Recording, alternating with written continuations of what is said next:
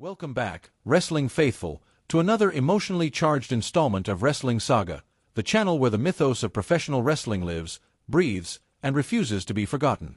Today, we find ourselves not just revisiting history, but mourning it, paying tribute to a man whose shadow looms large over every ring rope and entrance ramp. Hulk Hogan, the man who didn't just transform an industry but embodied it, has tragically passed away at the age of 71. It's a moment that feels surreal, one that leaves a gaping hole in the heart of sports entertainment, a silence where once there was anthemic energy and larger-than-life bravado. The announcement sent tremors through the entire wrestling universe, sparking reflection, grief, and reverence across generations of fans and performers alike. TMZ Sports was first to report the heartbreaking news, revealing that emergency responders were dispatched to Hogan's Clearwater, Florida residence early Thursday morning following a distress call for cardiac arrest. The sight was grim: multiple police cruisers, EMT vehicles, and a stretcher carrying out the man who once made the impossible feel inevitable. Despite the best efforts of paramedics, it was too late. Hulk Hogan was gone. Just weeks prior, his wife Sky had tried to calm the waters, assuring fans that his heart was strong and recovery was underway after a neck surgery. But behind those hopeful words was a harsher truth: the legend's body had been fighting a war it could no longer win. Hogan's passing doesn't just mark the end of a life, it marks the close of a wrestling epoch. Hulk Hogan was never just a wrestler.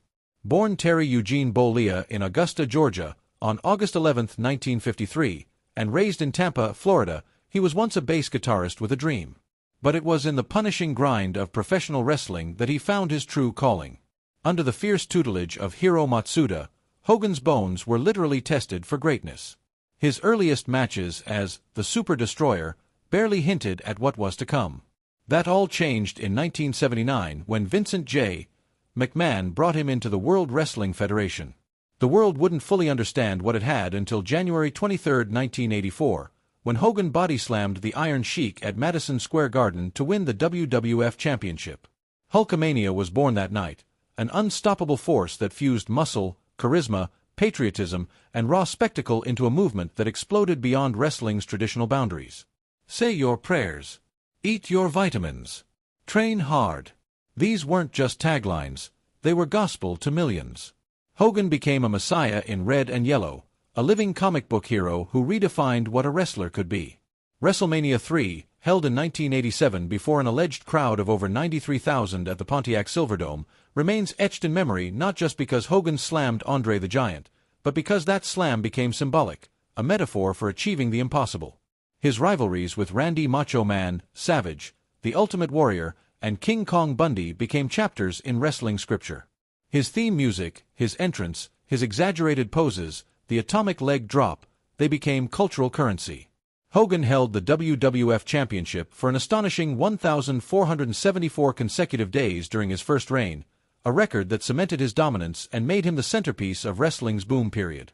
Yet Hogan's influence rippled far beyond the squared circle. As Thunderlips in Rocky III, he reached Hollywood audiences. He starred in films, cartoons, and had his own reality show. He was on lunchboxes, t-shirts, comic books, and video games. The Hulkster wasn't just a performer, he was a phenomenon. But like all icons, his story had shadows. In 1991, he testified during the steroid scandal that rocked the WWF, revealing his own use of performance enhancers. In 1994, he jumped to WCW, shocking the wrestling world. Then, in 1996, he reinvented himself once again by turning heel and forming the New World Order alongside Kevin Nash and Scott Hall. Hollywood Hogan was darker, edgier, and yet still magnetic. He was booed, cheered, and respected for daring to evolve. His matches with Sting, Goldberg, and others in WCW gave wrestling its Monday Night Wars era, keeping fans on the edge of their seats. And when he returned to WWE in 2002 to face The Rock at WrestleMania X8, it wasn't just a bout, it was a passing of the torch, an intergenerational clash of gods. Fans who had grown up worshipping Hogan roared with nostalgia, turning the villain into a hero once again. Still, Hogan's later years were marred by scandal. A leaked recording in 2015 showing him using racist language led to his firing from WWE and his erasure from Hall of Fame mentions. But wrestling, like life, is about redemption. In 2018, he was reinstated. Love him or hate him, Hulk Hogan's place in wrestling history was immovable. He was the foundation upon which modern WWE was built. And now, in the wake of his sudden death, that foundation feels shaken.